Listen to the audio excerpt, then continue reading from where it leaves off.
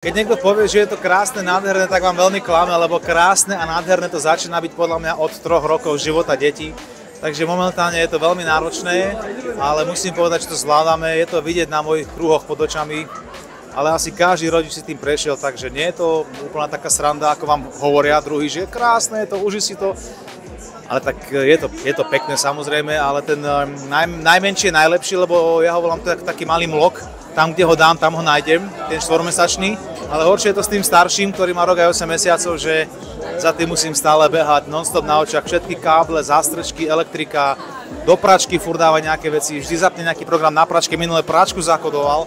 Nevedel som mu, akože odkodovať som si musel manuál vybrať, ktorý som nevedel nájsť, takže je to veľká zábava, ale ešte nám nepokreslil scénu, takže zatiaľ to zvládame. Zatiaľ nie našťastie, ale bojíme sa trochu, aby toho najmenšieho, že nešikanoval, nefackal ho, nebyl, on ho vždy tak pohľadká a dá mu aj pusu, ale niekedy sa bojím, že on ešte nemá odhad v tej svojej sile a vždy robí všetko naplno, takže dávame na ňo pozor veľký. Tak musím povedať, že máme to tak podelené, je to dosť náročné, lebo teda však 2 deti mali rozostup.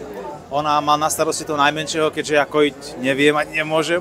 A ja mám toho staršieho na starosti samozrejme, tak pomáham ako sa dá. Dnes som stával 4:20 a možno, bol som asi aj o 1 hore a potom som zaspal.